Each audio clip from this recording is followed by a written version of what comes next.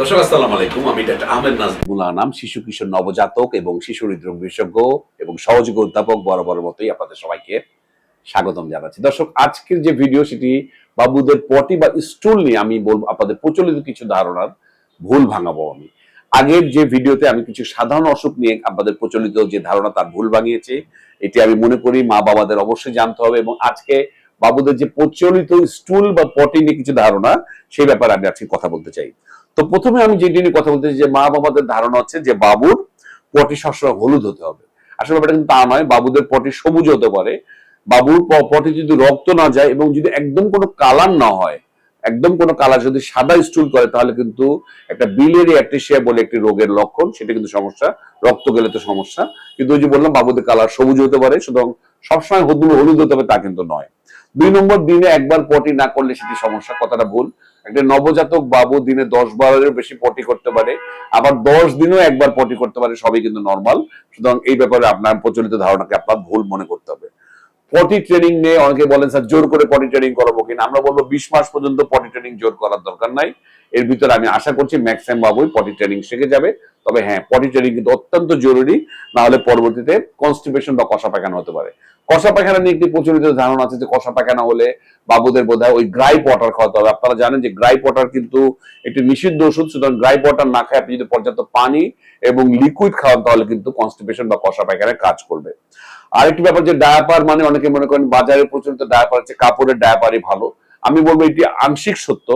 আপনারা বরং যেই ডায়াপারই ব্যবহার করুন, যদি হাইজিন মেনটেন না করেন, আমি কয়েকদিন আগেই ডায়াপার নিয়ে আমি একটি ভিডিও দিচ্ছি, আশা করি সেই ভিডিওটি দেখবেন এবং বাবুদের ডায়াপারের ব্যাপারে হাইজিনটি মেনটেন করবেন।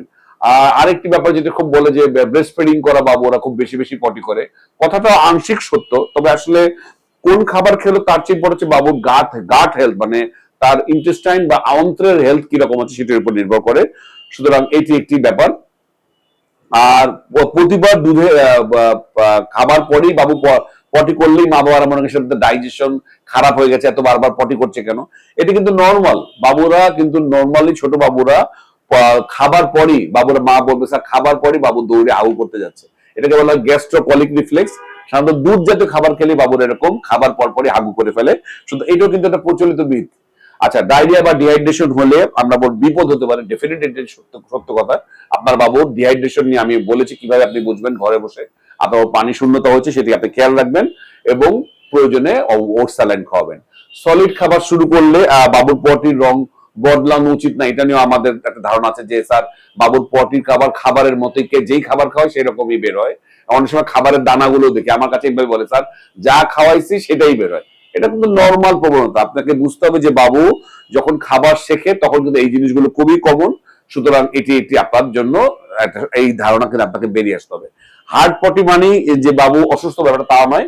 বাবুর অবশ্যই কারণ আপনি বের করবেন। তবে নবজাতকের পটি সাধারণত নরম হয়। যদি খুব বেশি কষা হয় আপনি আপনার ডাক্তারের সাথে যোগাযোগ করবেন।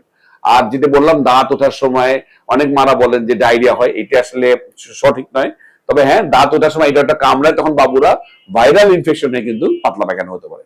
তো দর্শক, আশা করছি যে এই স্টুল বা হাগু নিয়ে বা মা বাবাদের যে কিছু প্রচলিত যে ধারণা, আমি বলবো না ভুল ধারণা, প্রচলিত যে ধারণা সেটি আমি আশা করছি অনেকাংশেই ভুল যদি থেকে থাকে সেটাকে আমি লাঘব করতে পেরেছি।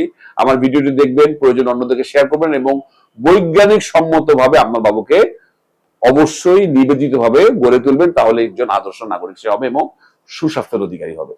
তো দর্শক, আমি আরেকটু ব্যাপারে বলে দিই, আমার যে ওয়েবসাইট drnazmulanam.com, drnazmulanam.com, সেখানে আপনারা কিন্তু খুব সহজেই সিরিয়াল দিতে পারবেন। সিরিয়ালের বিড়ম্বনা থেকে আমি মনে করি আপনাদের মুক্তি এখানে হবে। আর আমরা পিআইসিইউ চালু করেছি ভবন 2-তে। আমি চিফ কনসালটেন্ট হিসেবে আছি। সেখানে যদি কারো প্রয়োজন হয় পিআইসিইউ বা এনআইসিইউ, আপনারা ফরাজি হাসপাতাল বনশ্রী সেখানে ভর্তি করতে পারেন। আর আমি ফরাজি হাসপাতালের ভবন 2-তে এটি নতুন সোমবারে আমি বসা শুরু করেছি, সেখানে সিরিয়াল দিতে পারেন। আমাদের ওয়েবসাইটের মাধ্যমে কিন্তু আপনি সব জায়গায় আমার সকল চেম্বারে সিরিয়াল দিতে পারবেন। সিরিয়াল নিয়ে আমার একটি ভিডিও আছে, আশা করছি সেটি দেখলে আপনাদের পুরোপুরি ক্লিয়ার হয়ে যাবে। আজ এই পর্যন্তই। পরবর্তী নতুন কোনো টপিক নিয়ে আবারও হাজির হব। সেই পর্যন্ত বরাবরের মতোই আল্লাহ হাফেজ।